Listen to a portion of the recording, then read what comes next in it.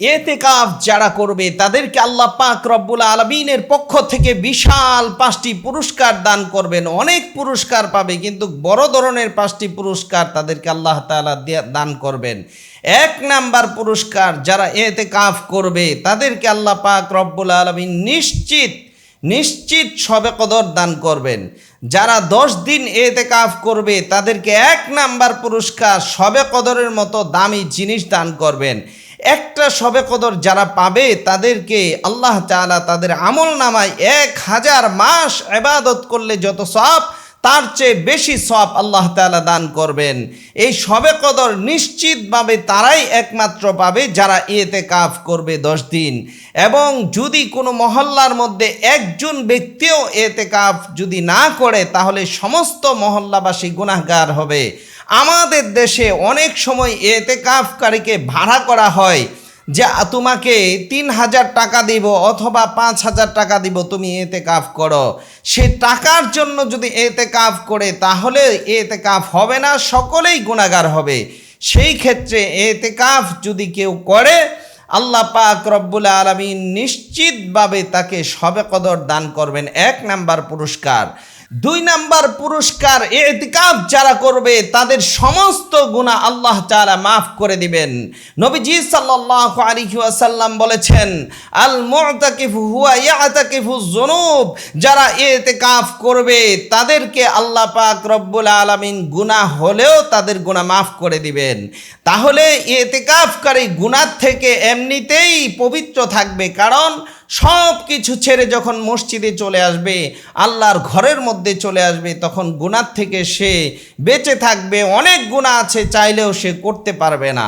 এই জন্য নবীজি সাল্লাল্লাহু আলাইহি সাল্লাম বলেছেন, ইতিকাফকারীর 2 নাম্বার পুরস্কার হচ্ছে আল মুতাকিফ হুয়া ইয়াতাকিফুজ যুনুব। যারা ইতিকাফ করবে তারা গুনাহ থেকে পবিত্র থাকবে। ইতিকাফকারীর 3 নাম্বার পুরস্কার, নবীজি সাল্লাল্লাহু আলাইহি ওয়াসাল্লাম বলেছেন, যারা ইতিকাফ করবে তাদেরকে আল্লাহ পাক রব্বুল আলামিন 2টা হজ করার সওয়াব এবং 2টা উমরা করার সওয়াব দান করবেন। চিন্তা করেছেন? একটু চিন্তা করে দেখুন, 2টা হজ করতে কত টাকা খরচ হয়, 2টা উমরা করতে কত টাকা খরচ হয়। অথচ নবীজি সাল্লাল্লাহু আলাইহি ওয়াসাল্লাম বলেছেন, কাহুজ্জাতাইনি ওয়া উমরাতাইন। যারা ইতিকাফ করবে তাদের 3 নাম্বার পুরস্কার হচ্ছে আল্লাহ পাক রব্বুল আলামিন তাদের আমলনামার মধ্যে 2টা উমরা এবং 2টা হজ করার সওয়াব আল্লাহ তাআলা দান করবেন। ইতিকাফকারীর 4 নাম্বার পুরস্কার, ইতিকাফ যারা করবে নবীজি সাল্লাল্লাহু আলাইহি ওয়াসাল্লাম বলেছেন, ইতিকাফ করার কারণে এলাকার মধ্যে অনেক মানুষ আছে যাকাত দিয়েছে, অনেক মানুষ আছে হজ করেছে, অনেক মানুষ আছে অনেক আমল করেছে, অনেক মানুষ আছে কোরআন খতম করেছে। যারা ইতিকাফ করবে সমস্ত এলাকার মানুষ মা বোন মিলে সকলেই ছোট বড় যত আমল করেছে সমস্ত আমলের একটা সওয়াব ইতিকাফ যে করবে সে পেয়ে যাবে। নবীজি সাল্লাল্লাহু আলাইহি সাল্লাম বলেছেন, কামিলিল হাসানাতি কুল্লিহা। ইতিকাফ যে করবে সে সমস্ত মানুষের যত আমল আছে সমস্ত আমলের অংশ, সমস্ত আমলের একটা অংশ সে পাবে। সমস্ত আমল সে না করেও সে আমলের সওয়াব পাবে। এই জন্য ইতিকাফ যারা করবে তাদেরকে আল্লাহ পাক রব্বুল আলামিন 5 নাম্বার পুরস্কার দান করবেন। নবীজি সাল্লাল্লাহু আলাইহি সাল্লাম বলেছেন, 5 নাম্বার পুরস্কার হচ্ছে ওয়ামান ইতাকাফা ইয়াওমান ইবতিগা ওয়াজহিল্লাহ।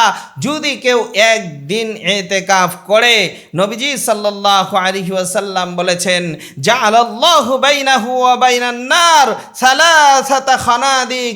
নবীজি সাল্লাল্লাহু আলাইহি ওয়াসাল্লাম বলেছেন, মাত্র আল্লাহর জন্য একদিন যে ইতিকাফ করবে তার থেকে জাহান্নাম 3 খন্দক দূরে চলে যাবে। 1 খন্দক পরিমাণ নবীজি সাল্লাল্লাহু আলাইহি ওয়াসাল্লাম বলেছেন, আসমান থেকে জমিন পর্যন্ত, জমিন থেকে আসমান পর্যন্ত দূরত্ব 1 খন্দক। এরকম একদিন ইতিকাফ করলে জাহান্নাম 3 খন্দক দূরে চলে যাবে। 10 দিন যারা ইতিকাফ করবে তাদের থেকে মিনিমাম 30 খন্দক জাহান্নাম দূরে চলে যাবে। সবচেয়ে বড় কথা হচ্ছে যারা ইতিকাফ করবে আল্লাহর সাথে একটা সুসম্পর্ক হয়ে যাবে। কেমন যেন সে বলতেছে, আল্লাহ সব কিছু ছেড়ে তোমার ঘরে চলে আসলাম, তুমি মাফ না করা পর্যন্ত তোমার ঘর ছেড়ে যাব না। তখন আল্লাহ তাআলা ইতিকাফকারীর গুনাহ মাফ করে দেন, আল্লাহর সাথে একটা সম্পর্ক হয়। এই জন্য ইতিকাফ আমরা জীবনেও করি নাই এমনও মুসলমান আছে, অথচ নবীজি জীবনে কখনোই ইতিকাফকে ছাড়েন নাই। হাত্তা তাওয়াফাহুল্লাহ, নবী মৃত্যুর আগ পর্যন্ত ইতিকাফ করেছেন, জীবনে নবীজি এই আমলটি ছাড়েন নাই। আর আমরা উম্মত হয়ে এই আমলটি জীবনেও করি নাই এমন অনেক মুসলমান আছে। যেই আমল নবী জীবনেও ছাড়ে নাই, সেই আমল আমরা উম্মত হয়ে জীবনেও করি নাই।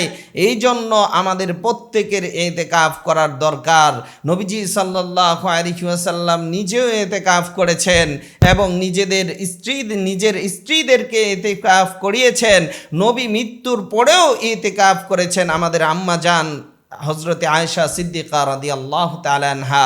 এই জন্য আমরাও ইতিকাফ করব, মা বোনদেরকে সাথে নিয়ে ইতিকাফ করব।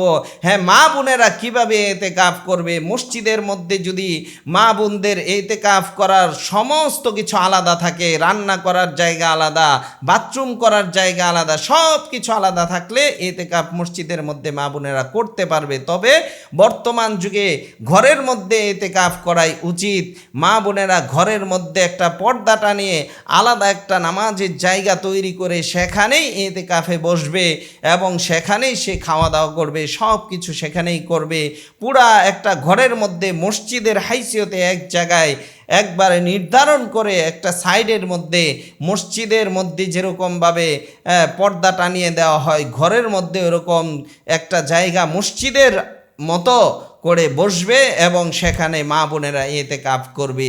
যদি কোনো মা বোনেরা ইতিকাফ করতে চায় এবং যদি বুঝে না আসে কিভাবে ইতিকাফ করবে, এবং 3 দিন 7 দিন 10 দিন যে কয়দিন ইতিকাফ করতে চাই করতে পারবে, কিন্তু যদি কেউ 10 দিন ইতিকাফ না করে সেটা হবে সুন্নত ইতিকাফ, সেটা সুন্নতে মুআক্কাদায়ে কিফায়া হবে না। 10 দিন ইতিকাফ করা এটা প্রত্যেকটা মহল্লার মধ্যে একজন পুরুষের জন্য 10 দিন ইতিকাফ করা সমস্ত মহল্লাবাসীর পক্ষ থেকে এটা জরুরি, অবশ্যই করতে হবে। যদি না করে তাহলে গুনাহগার হবে সমস্ত মহল্লাবাসী। তো এই ক্ষেত্রে মা বোনেরা যদি ঘরের মধ্যে ইতিকাফ করে 10 দিন করতে পারে, যদি 10 দিন করে অনেক ভালো। যদি কেউ কোনো মা বোনেরা 3 দিন করতে চায় করতে পারবে। কোনো পুরুষও যদি মসজিদের মধ্যে 3 দিন করতে চায়, 7 দিন করতে চায় করতে পারবে, সেটা হবে সুন্নত, সেটা হবে নফল।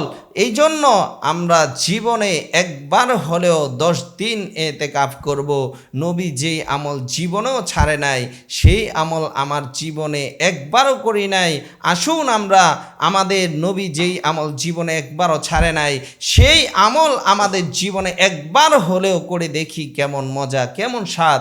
আমার জিন্দিগি পরিবর্তন হওয়ার জন্য নবীজি সাল্লাল্লাহু আলাইহি ওয়াসাল্লামের অনুসরণ করা আবশ্যকীয়।